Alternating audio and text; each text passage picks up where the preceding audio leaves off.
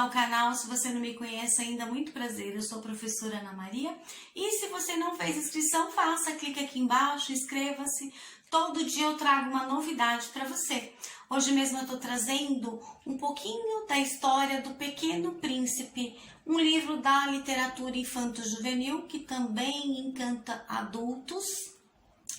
Cada pedacinho, cada fala é realmente encantadora. Ele foi traduzido para diversos idiomas. O autor é Antoine de Saint-Exupéry, é francês, tem que fazer biquinho, bonjour, mon amour, merci beaucoup. Eu até trabalhei numa escola na Cachoeirinha, uma escola pública, que tem exatamente esse nome, em homenagem, então, ao autor, o Pequeno Príncipe. As ilustrações são divinas, eu vou deixar já para vocês darem uma olhada, vou tirar foto e vou postar. É do próprio autor, tá? É tudo feito em aquarela. Fica comigo que você vai gostar. Curiosidades, você quer saber como começou a história do Pequeno Príncipe? Veja bem. Há 6 anos sofri uma pane no deserto do Saara. Alguma coisa se quebrara no motor. E como não trazia comigo nem mecânico, nem passageiros, preparei-me para executar sozinho aquele difícil concerto. Concerto com C com S do verbo consertar. Concerto com C e C é concerto musical. A hashtag fica a dica. Era para mim questão de vida ou morte. A água que eu tinha para beber só dava para 8 dias. Na primeira noite adormeci quando a areia, a quilômetros e quilômetros de qualquer terra habitada, estava mais isolado que um náufrago num bote perdido no meio do oceano. Imagine qual foi a minha surpresa quando, ao amanhecer, uma vovozinha estranha me acordou. Dizia: por favor, desenha-me um carneiro. Levantei-me num salto, como se tivesse sido atingido por um raio. Esfreguei bem os olhos, olhei ao redor e vi aquele homenzinho extraordinário que me observava seriamente. Olhava para aquela aparição com os olhos arregalados de espanto. Não esqueçam de que eu me achava a quilômetros e quilômetros de qualquer terra habitada. Quando finalmente consegui falar, perguntei-lhe: mas que fazes aqui? E ele repetiu então lentamente, como se estivesse dizendo algo muito sério: por favor, desenha-me um carneiro. E foi assim que conheci um dia o Pequeno Príncipe. Lembrando que a obra, ela tá fidedigna, tá? Dessa edição. Essa obra, então, do Pequeno Príncipe, de Antoine de Saint-Exupéry, está totalmente em conformidade com a edição original, olha lá, que é americana, a única feita pelo autor ainda vivo, que foi em 1943. Então, o Exupéry ele foi exilado nos anos de 1941 até 1943, e ele ficou impossibilitado nessa época de fazer, então, a edição parisiense, tá? De Paris. E aí, só depois, ele conseguiu, então, fazer a edição, e aí acabou sendo simultânea, tá? Na França, e também, então, a edição da obra em francês e inglês, tá? Ambas produzidas por célebres aquarelas. Inclusive, as aquarelas dele foi feito pelo próprio autor, são incríveis. Eu vou tirar foto e vou postar algumas. Olha aqui, este é o próprio Pequeno Príncipe, e acho que a mais conhecida, e que quem não conhece, às vezes a piadinha, quando alguns postam, parece um chapéu, mas não é. Vou contar um pedacinho dessa história. Na realidade, é isso aqui, só que todo mundo pensa que é um chapéu, mas não é, é um elefante, olha só. Certa vez, quando tinha 6 anos, vi num livro sobre a Floresta Virgem, Histórias Vividas, uma impressionante gravura. Ela representava uma jiboia engolindo um animal. Eis a cópia do desenho. É este aqui. Dizia o livro: as jiboias engolem sem mastigar a presa inteira. Em seguida, não podem mover-se e dormem os 6 meses na digestão. Fecha aspas. Refleti muito sobre as aventuras da selva e fiz com lápis de cor o meu primeiro desenho. O meu desenho número 1. E era assim. Essa é a jiboia. Mostrei a minha obra-prima às pessoas grandes e perguntei se o meu desenho lhes dava medo. Olha a resposta. Responderam-me: por que um chapéu daria medo? Meu desenho não representava um chapéu, representava uma jiboia digerindo um elefante. Olha aqui o elefante.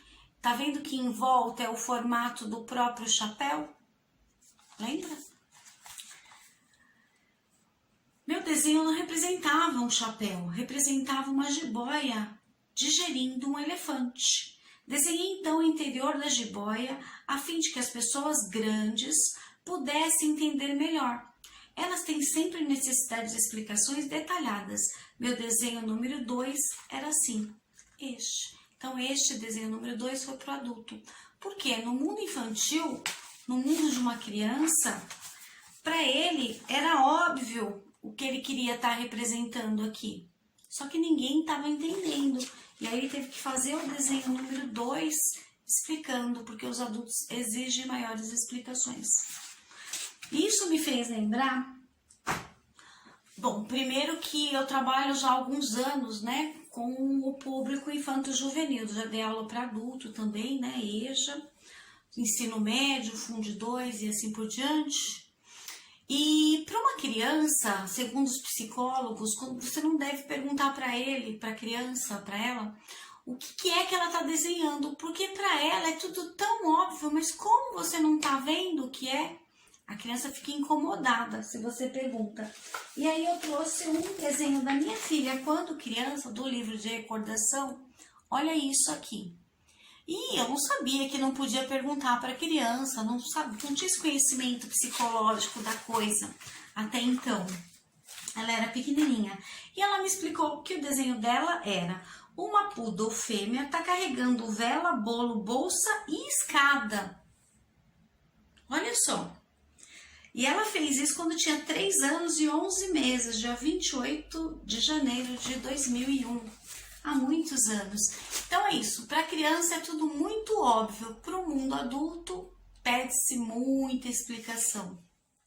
Esse tipo de literatura é um romance. Uma das características de romance é um texto muito longo, né? E eu vou ler um fragmento, ou seja, um pedacinho, além desse livro que eu tenho dele, eu também tenho um trecho, que é esse que eu vou ler para vocês, do meu livro paradidático. É uma história, então, de amor e de amizade, que você com certeza vai ficar encantado. Presta atenção nas falas, o quão rica elas são. Olha lá, começa assim, numa prática de leitura. O próximo texto, então, que é esse, né, conta a história do príncipezinho que habitava um planeta, que é um asteroide, B612. Pouco maior que ele. Um dia resolveu sair da terra natal em busca de amigos. Para isso, visitou vários planetas, inclusive a Terra, onde encontrou um animal que lhe deu uma grande lição sobre a amizade. Falei que é uma história de amor e amizade, de conquista. Se você não conhece, vai ficar encantado. Se você conhece, com certeza vale a pena também escutar. Então vamos lá, um trechinho, então um fragmento deste romance. O Pequeno Príncipe. Bom dia, disse a raposa. Bom dia, respondeu polidamente o príncipezinho, que se voltou, mas não viu nada. Eu estou aqui, disse a voz, debaixo da macieira, pé de maçã, né? Quem és tu? perguntou o príncipezinho. Tu és bem bonita. Sou uma raposa, disse a raposa. Vem brincar comigo, propôs o príncipezinho. Estou tão triste. Eu não posso brincar contigo, disse a raposa. Não me cativaram ainda. Ah, desculpa, disse o príncipezinho. Após uma reflexão, acrescentou. Que quer dizer cativar? Tu não és daqui? Disse a raposa. Que procuras? Procuro os homens, disse o príncipezinho. Que quer dizer cativar? Os homens, disse a raposa, têm fuzis e caçam. É bem incômodo. Criam galinhas também. É a única coisa interessante que eles fazem. Tu procuras galinhas? Não, disse o príncipezinho. Eu procuro amigos. Que quer dizer cativar? É uma coisa muito esquecida, disse a raposa. Significa criar laços. Criar laços? Exatamente, disse a raposa. Tu és ainda para mim, senão um garoto inteiramente igual a 100.000 outros garotos. E não tenho necessidade de ti. E tu não tens também necessidade de mim. Não passo a teus olhos de uma raposa igual a 100.000 outras raposas. Mas, se tu me cativas, nós teremos necessidade um do outro. Serás para mim único no mundo, e serei para ti única no mundo. Começo a compreender, disse o príncipezinho. Existe uma flor. Eu creio que ela me cativou. É possível, disse a raposa. Vê-se tanta coisa na terra. Oh, não foi na terra, disse o príncipezinho. A raposa pareceu intrigada. Num outro planeta? Sim. Há caçadores nesse planeta? Não. Que bom. E galinhas? Também não. Nada é perfeito, suspirou a raposa. Mas a raposa voltou à sua ideia. Minha vida é monótona. Monótona é parada, né? Eu caço as galinhas e os homens me caçam. Todas as galinhas se parecem e todos os homens se parecem também. E por isso eu me aborreço um pouco. Mas se me cativares, minha vida será como cheia de sol. Começarei um barulho de passos que será diferente dos outros. Os outros passos me fazem entrar debaixo da terra. O teu me chamará para fora da toca, como se fosse música. E depois, olha, vês lá longe os campos de trigo? Eu não como pão. O trigo para mim é inútil. Os campos de trigo não me lembram coisa alguma. E isso é triste. Mas tu tens cabelos cor de ouro. Então será maravilhoso quando me tiveres cativado. O trigo, que é dourado, fará lembrar-me de ti. E eu amarei o barulho do vento no trigo. A raposa calou-se e considerou por muito tempo o príncipe. Por favor, cativa-me, disse ela. Bem quisera, disse o príncipezinho, mas eu tenho muito tempo. Eu não tenho muito tempo. Tenho amigos a descobrir e muitas coisas a conhecer. A gente só conhece bem as coisas que cativou, disse a raposa. Os homens não têm mais tempo de conhecer coisa alguma. Compram tudo prontinho nas lojas. Mas como não existem lojas de amigos, os homens não têm mais amigos. Se tu queres um amigo, cativa-me. Que é preciso fazer? Perguntou o príncipezinho. É preciso ser paciente, respondeu a raposa. Tu te sentarás primeiro um pouco longe de mim, assim na relva. Relva é selva. E eu te olharei como o canto do olho, com o canto do olho, e tu não dirás nada. A linguagem é uma fonte de mal entendimentos. De mal entendidos. Mas a cada dia te sentarás mais perto. No dia seguinte, o príncipezinho voltou. Teria sido melhor voltares à mesma hora, disse a raposa. Se tu vens, por exemplo, às 4 da tarde, desde as 3, eu começarei a ser feliz.